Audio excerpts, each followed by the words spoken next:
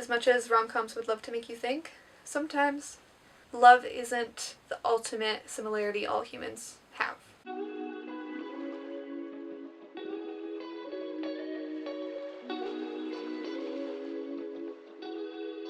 Hello lovely humans, welcome to this space on the internet. A commenter on one of my other videos had a request for a video to be made similar to the one I made about different asexual spectrum identities, but to do it with aromantic spectrum identities. So here I am. I'm going to be listing and defining and then maybe elaborating on 18 different arospec or aromantic spectrum identities. Some of these identity terms are more commonly used or more well known in the aromantic or queer community at large, and others you could consider to be micro-labels or less commonly used labels that are more niche and only known to small subsets of the aromantic or queer communities. Most of my information used in this video to compile these different identity terms comes from Aurea, the Aromantic Spectrum Union for Recognition, Education, and Advocacy. They are an awesome website. The link is actually in our channel description, along with AVEN, the Asexual Visibility and Education Network. So if you're looking for more information about this stuff, you can go there, or you can watch more of our videos. I'll put a few in the little eye throughout this video that could be useful as we go along. But yeah, let's get into it.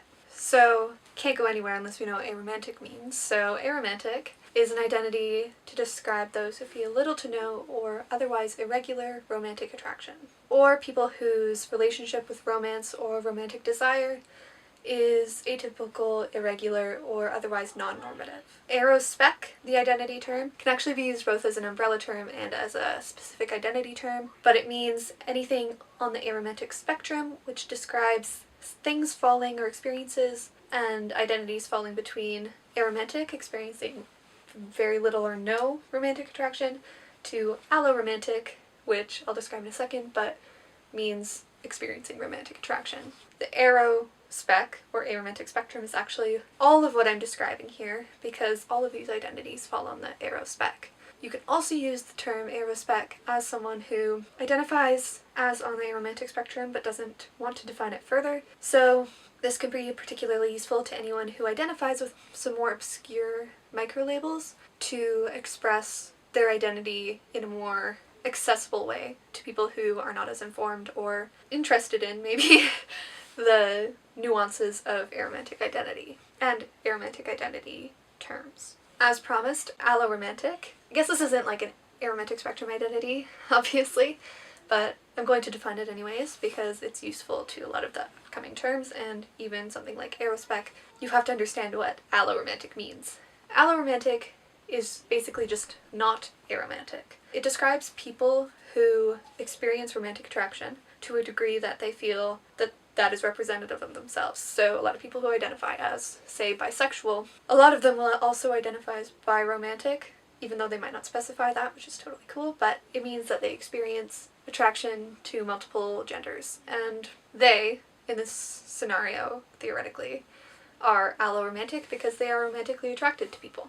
Next is greyromantic, or greyro or grey aro, and it describes those who fall on the aromantic spectrum somewhere between fully aromantic and alloromantic. So it's not a very specific term, but it describes the general grey area where you still feel, to an extent that is great enough, aromantic to identify as grey aromantic, but don't feel as though your experience aligns entirely with a solidified form of aromanticism.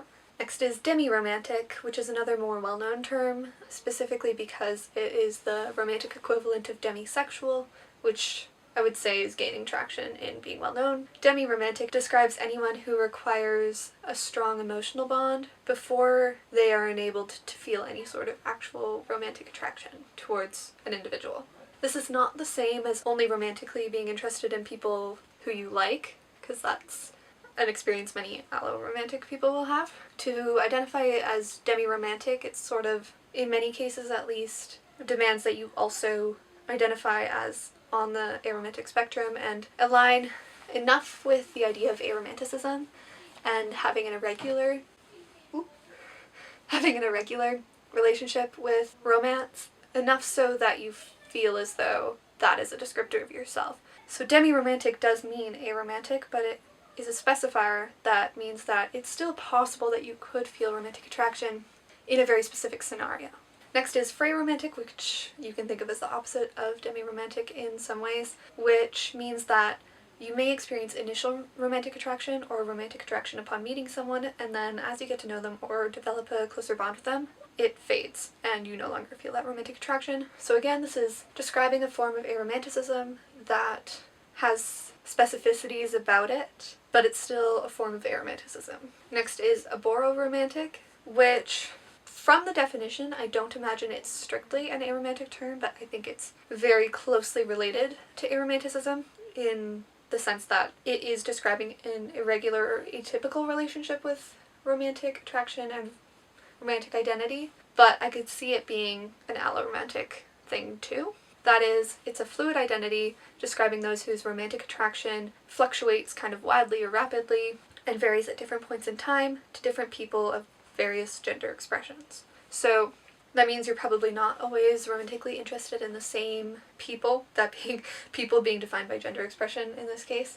So sometimes you might be attracted to women, sometimes you might be attracted to non-binary people, sometimes you may be attracted to that very specific person over there, and sometimes you might be attracted to nobody, in such a way that you feel that the fluid identity descriptor is accurate to your experience. Next is aegoromantic, which is the equivalent of agosexual, which is actually a very common asexual identity. Aegoromantic indicates that you as an aromantic person still enjoy or feel inclined towards romance in theory. The idea of romance seems alright, but you have no actual attraction or desire to partake in romantic activities or to engage with romance as a romantic person yourself. Next is aroflux, which can mean a lot of different things, but mostly describes someone who's aromantic or on the aromantic spectrum, but whose identity fluctuates. And that could be fluctuating between different aromantic spectrum identities,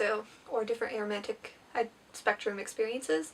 So you might, start off thinking you're demiromantic, and then you go a while and feel no romantic attraction or kind of iffy romantic attraction, or feel that your ideas and attitudes towards romance are constantly in flux, and that can be a way of being aroflux, but you could also be aroflux in the sense that you fluctuate kind of more distinctly between aromantic and alloromantic. But I don't know. In theory, there's like infinite ways to be aroflux. It's kind of a catch-all for people who experience fluctuation within an aromantic identity or on the aromantic spectrum. Next is the term allo-aro, which upon first hearing may seem contradictory, but we have to remember that asexual and aromantic are different things, which I'm sure we can all vibe with.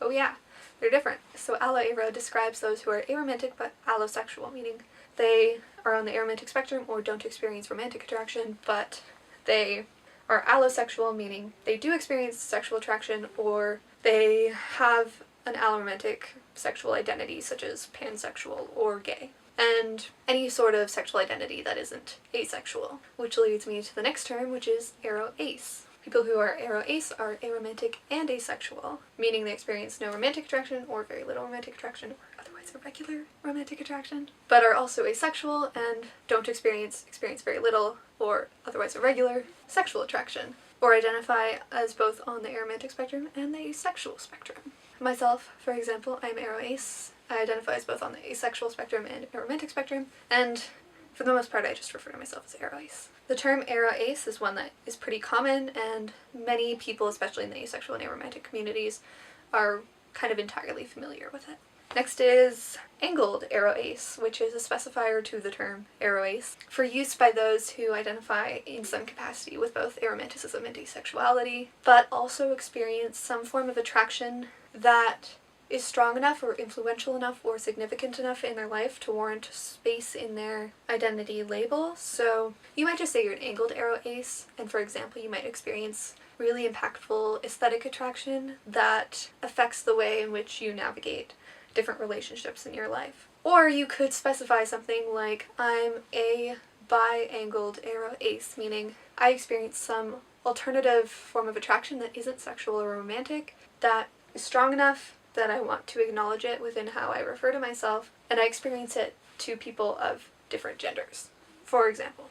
Next is arospike, which is an aromantic identity, wherein you experience no or extremely little romantic attraction, only to experience extreme highs or spikes of romantic attraction.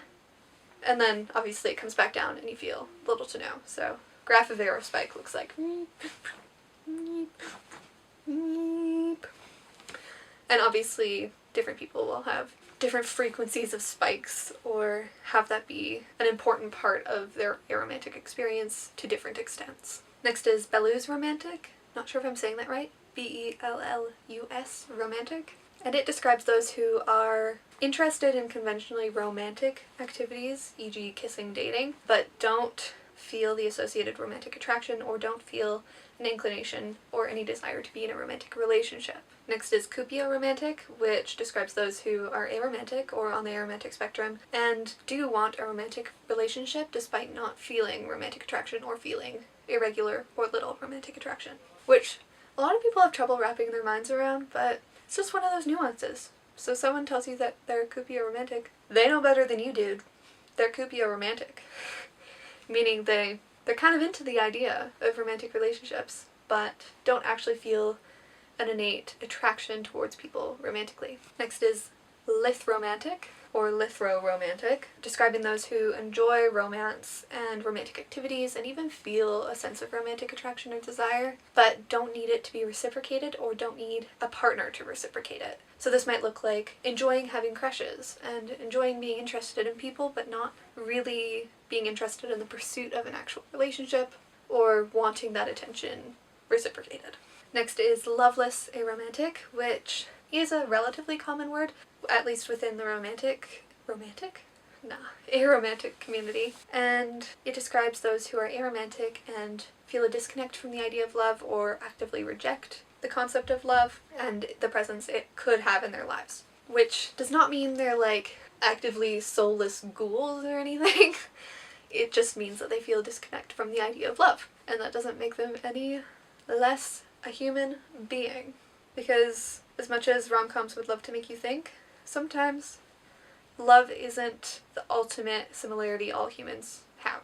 And finally there's neuroromantic, which is for use specifically by neurodivergent people and describes anyone whose neurodivergence greatly impacts, influences, or is connected to their romantic or aromantic identity. It can be used as an umbrella term for a lot of different experiences, or just as a single identity term. You could refer to yourself as neuroromantic. That's all for today, folks. Hope you learned something. Comment whatever you want to comment, and we'll see you next time in this space on the internet. Bye!